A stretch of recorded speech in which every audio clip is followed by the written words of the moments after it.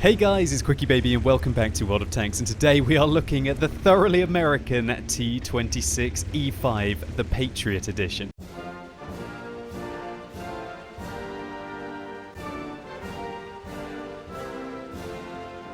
Yeah, that's quite enough of that before all of my lovely American subscribers start setting off fireworks and shooting holes in their ceilings at this absolute American dream of a tank. But sometimes, you know, looks aren't what's important, and you also want to have a vehicle that doesn't just look good, but also kicks a hell of a lot of butt. And I'm pleased to say that this tank certainly does that. It's kind of in between a Super Pershing and a T32, and I've already run down the full statistics of this vehicle, and if you want to see like a full statistics review, then simply click that more info icon in the top right hand corner of your screen before you continue watching this video. But I'm going to give you a rough idea of what this tank is all about, because I finally managed to get my hands on it yesterday, and I had a fairly few good games in it, if I do say so myself. And more importantly, I think I truly now understand what this tank is about and what is it good for. And this is really the perfect argument here. IS-6, that's probably one of the oldest tier 8 premium heavy tanks in the game, right? Has preferential matchmaking, I hasten to add, and this tank does not. So this tank will meet tier 10s, but it's a complete difference in the ideology. The IS-6, 350 or 360 meters view range, right? This tank, 390 meters view range, which means I can spot the Scorpion at the back and puts rounds into him. Even though he has put one into me, unfortunately, in my hull armor, I am starting to get even now. I've put 3 rounds into him, 710 damage. If I can put another one into him, hopefully we can finish him off. Well, we're going to have to put 2 more rounds into him. Oh no, he just took a big shot there, so only 1 more needed. And I probably got the spotting damage there on that Scorpion as well. So, he's taken out, finally. When I got myself into a sensible position, i.e. not exposing the entirety of the front of my tank, and using the 10 degrees of gun depression this tank has, we started to have some great success.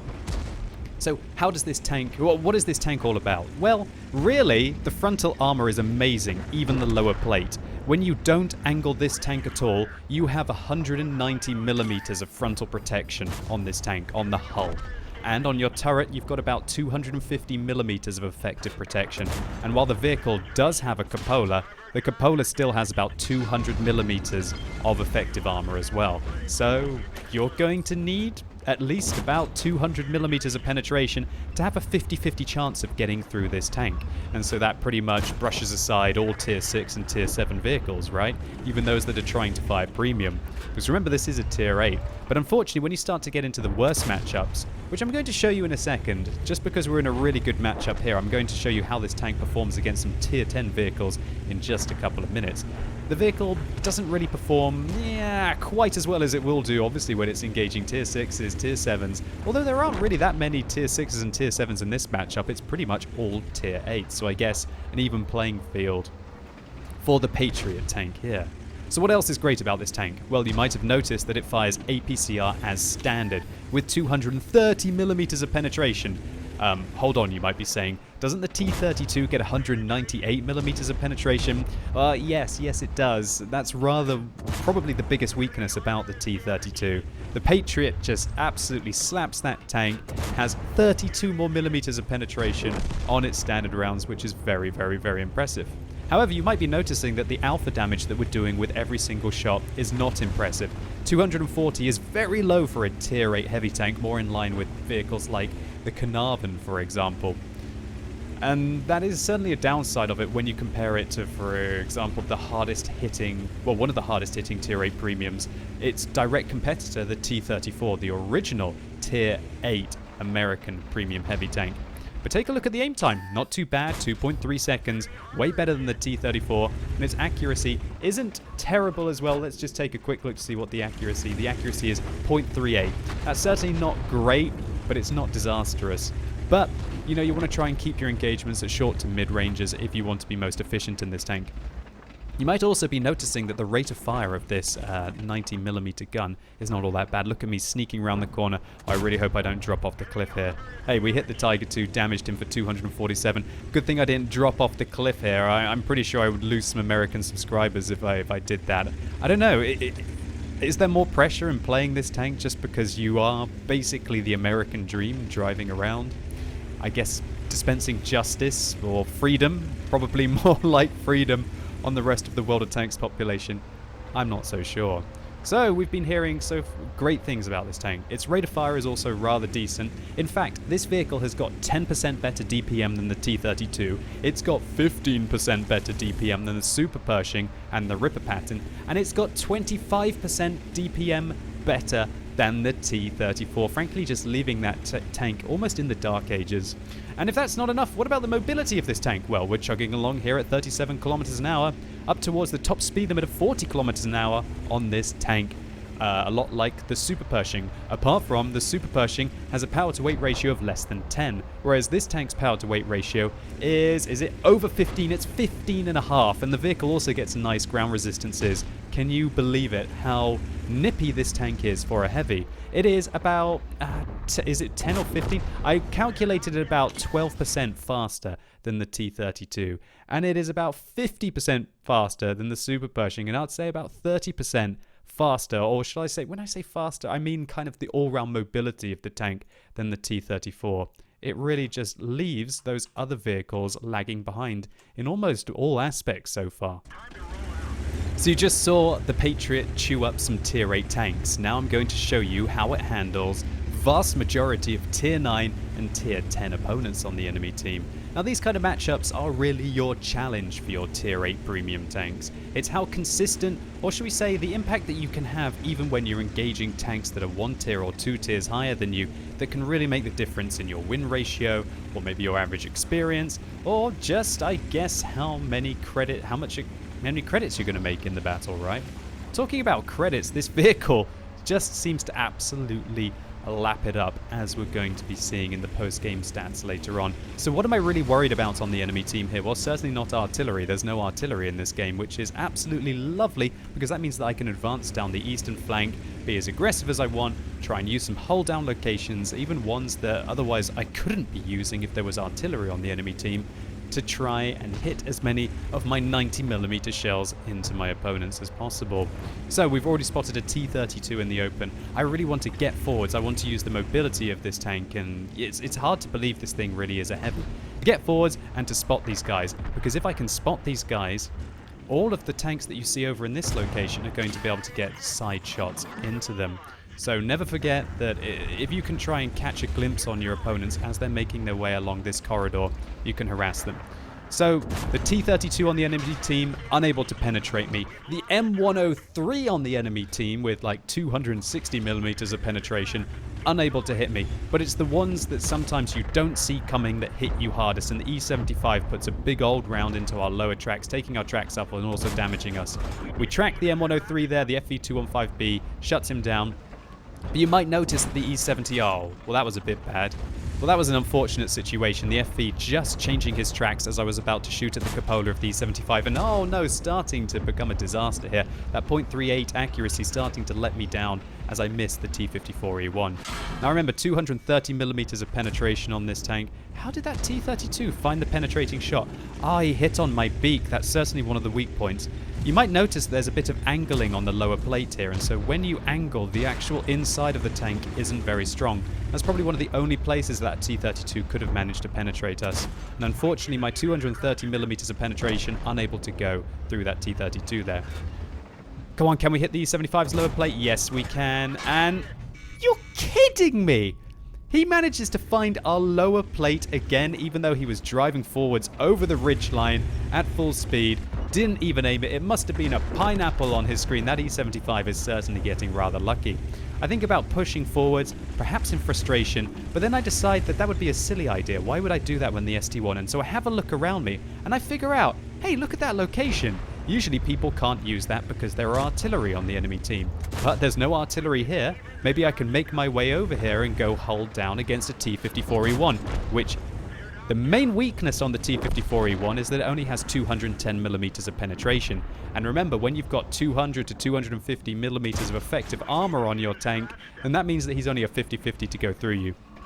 I'm finally firing some APCR, some premium rounds on this tank to finish off the E75. Wanted to get even on that guy. He took away far too many of my hit points, and I would argue, fortunately, shut him down, and now we can turn our attention onto other aspects. So we got to see what the Patriot is like in kind of a bit more of an awkward situation against the majority of tier 9 tanks there.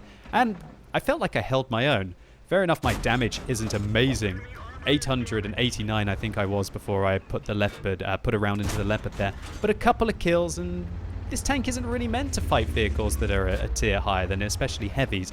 It's really designed to be fighting tier 6, tier 7, and some tier 8 tanks with hopefully about 180 millimeters of penetration and less. If you can try and find those targets, you are certainly going to be doing very well indeed.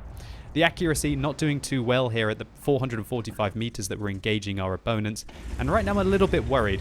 I pull back behind the ridge, and you might be thinking, well, why aren't you advancing to the ridge line there? I honestly thought that these guys were going to advance to this location to come and deal with me, especially the Leopard. The Leopard hasn't been spotted for a while, and that tier 10 German medium tank is very mobile and has a very dangerous gun. And so all he has to do is be able to come through to... I pressed my Windows key there like an absolute potato. What a donkey I am. So all the Leopard has to do is to be able to come round this corner, or alternatively hit the mid-ridge, and then I will be in a hell of a lot of trouble. So instead, I drop back, play more of a defensive role, and try and support this Borsig who just got rammed by the Object 140. We put our first round in for 280. Will the Borsig manage to penetrate him? Yes, he does. Saved! Cool. We help out that tier 8 German tank destroyer. He can buy me a pint later or something, I don't know. But now I feel like with only 3 tanks left on the enemy team, I've done my supporting role. I'm going to advance, even though I'm slightly worried about the Leopard. I think he's coming to hunt me. He hasn't been spotted for a while. Is the Leopard going to be here? Or has the Leopard fallen back to this kind of an area for the Charioteer? Oh, we're about to find out as we go around this corner. Also, one thing I wonder about with this barrel... Do you think the marks of excellence are going to go in between the red stripes on the barrel here? If they do, that'll be absolutely incredible. Oh, come on! We could be getting a little luckier here with some of our marksmanship, but maybe I need to be aiming a little better. 2.3 seconds aim time. Mediocre dispersion values. Well, at least the dispersion values are alright. It doesn't really feel that bad for a heavy tank, the aim time on this vehicle. But when you're only hitting for 240 alpha damage with each shot, it does feel a little bit awkward at times. But all in all, this tank performing well, and oh, there's the Leopard. No, he's caught me right out in the open. I am absolutely screwed, guys. And the Leopard... Oh, that's just not cricket.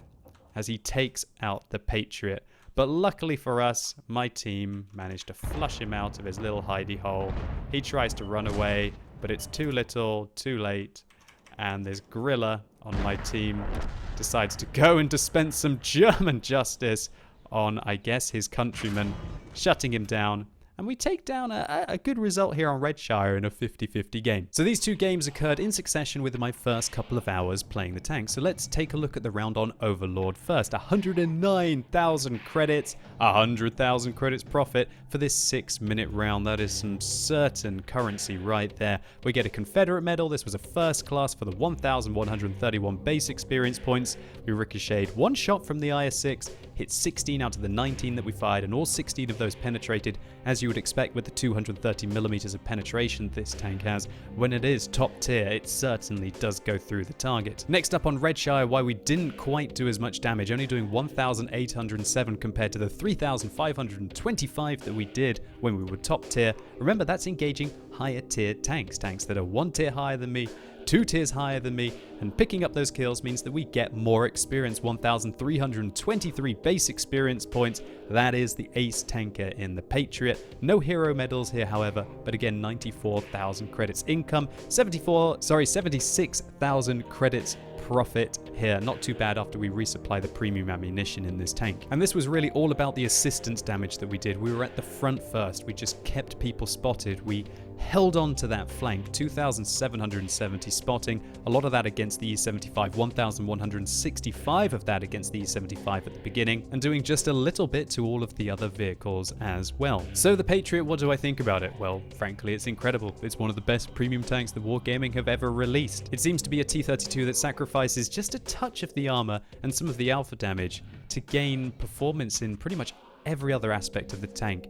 The penetration, the DPM, the mobility. And when we compare it to the T34, it kind of goes the other way. You gain armor over the T34, you lose a hell of a lot of alpha damage there, remember, 240 instead of 400. You also lose some penetration, but I feel like 230 is enough to still be competitive. But you gain 30 meters view range, you gain aim time, you gain 25% DPM, you gain a whole shed load of mobility as well as the armor increases that you have over the T34. And I think this vehicle really cements the argument that Wargaming are certainly releasing premium tanks these days that are just as powerful as their tier 8 counterparts. And so if you play on the North American server and you like American heavy tanks, then you can already pick one of these up. But if you play on the European server and you still like American heavy tanks, then I expect that we're going to see these towards the latter part of this month. So hopefully you enjoyed this video, or maybe it was just useful to you. If it was, please consider giving it a like. It really helps the channel out. And let me know in the comments down below what you guys think about the Patriot tank, especially its performance compared to the T32,